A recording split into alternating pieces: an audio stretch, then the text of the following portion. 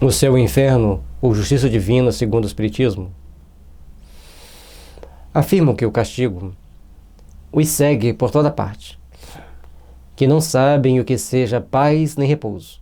Esta asserção, de modo algum, destrói a observação que fizemos quanto aos privilégios dos que estão fora do inferno, e que reputamos tanto menos justificado por isso que podem fazer e fazem maior mal.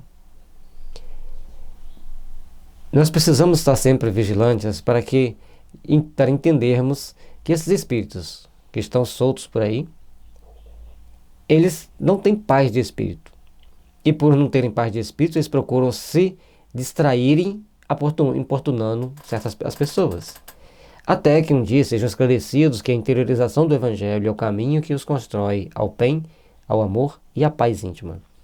Mas enquanto nós não procurarmos entender que interiorizarmos o Evangelho é o caminho do amor e da paz que devemos construir, nós estaremos sempre criando mecanismos de fuga e mecanismos que lhes dão a ação sobre nós para nos infligir dor, sofrimento e angústia.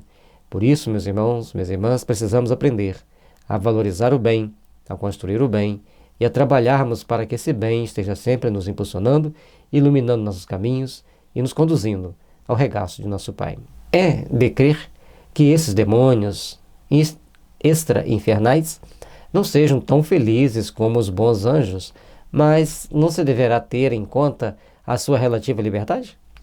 Eles não possuirão a felicidade moral que a virtude difere, mas são incontestavelmente mais felizes que os seus comparsas do inferno. Flamífero que tem ou provoca chamas. Então nós temos que ver que esses que ficam soltos não estão sofrendo quanto aqueles que estão no inferno.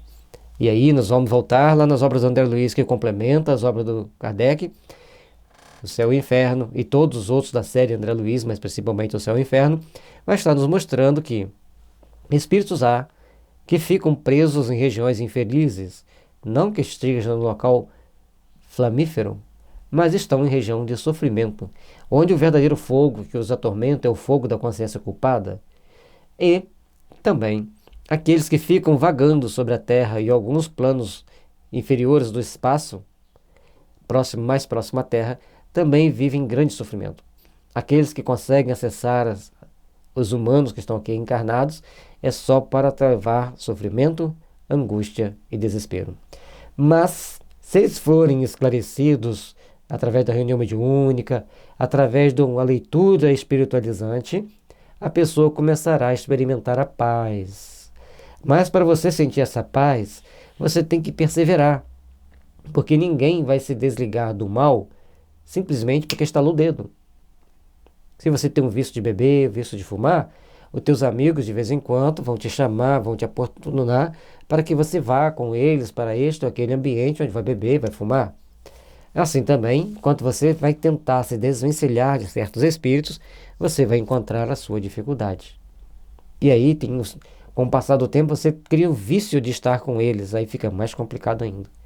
Para estarmos bem conosco mesmo, para estarmos em paz com a nossa consciência, procuremos fazer o bem pelo bem e para o bem, ou seja, incansavelmente fazer o bem. Depois, para o mal, sempre há um certo gozo na prática do mal. Demais, há mais livremente.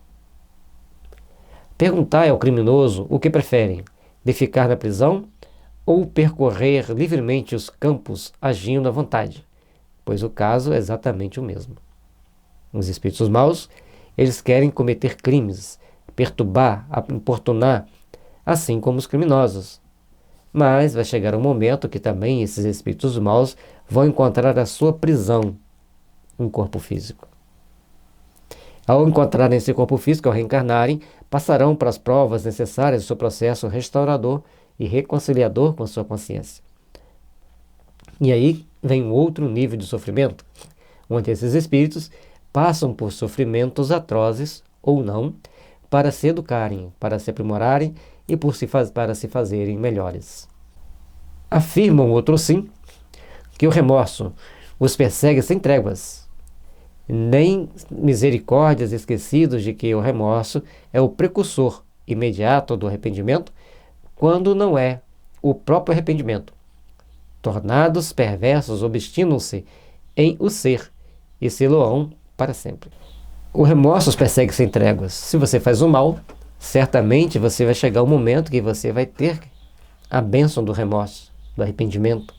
E nesse momento você vai ter que encontrar com Deus, pedir clamorosamente, fervorosamente a Ele que te liberte desse mal, que liberte dessas situações em que você está em sofrimento. E aí você encontra as bênçãos da reencarnação para começar a edificar a paz e a harmonia em sua alma. Na reencarnação, não é uma saída mágica que o espírito tem. É um momento que ele fica limitado a um corpo físico. E seu espírito não fica limitado nos sentimentos, nos pensamentos que lhe causavam remorso. Muitas das vezes a culpa ainda o persegue mesmo no corpo físico. Mas, naturalmente, ele encontra um certo alívio que o fará ter um momento de paz, um momento de relaxamento. Mas não impede que ele passe pelas dores reparadoras ou encontre a liberdade plena quando ele desperta para Deus e começa então a praticar o bem em alto nível de desprendimento e de compaixão para com as forças do bem. Mas desde que se obstinam em ser perversos, é que não têm remorsos, do contrário, ao menor sentimento de pesar, renunciariam ao mal e pediriam perdão. Logo, o remorso não é para eles um castigo. Portanto, precisamos entender que remorso pelo mal é o começo do pressentimento da libertação para a cura da alma, para a libertação do espírito, para o caminhar para a luz, para um despertar para um mundo de um mundo novo, de um mundo de luz, de fraternidade e de paz. Precisamos aprender a valorizar a nossa vida.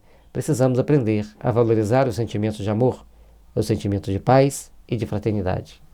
Por isso, à medida que vamos valorizando os sentimentos que nos aproximam de Deus, nós vamos nos libertando daquele mal e vamos ficando livres também do remorso e do arrependimento dos males, porque já conseguimos edificar o bem e trabalharmos incessantemente para que o bem se estabeleça em nós, assim como Paulo de Tarso. Eis-me aqui, Senhor, o que queres que eu faça? Eis o caminho, a verdade e a vida daquilo que nós temos que construir para nós. Eis-me aqui, Senhor, o que queres que eu faça?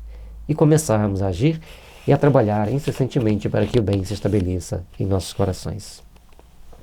Paz e luz, que o amor de Jesus esteja sempre envolvendo nossos corações, iluminando nossas almas e fazendo com que venhamos a frutecer para uma manhã de luz, de paz e de esperança.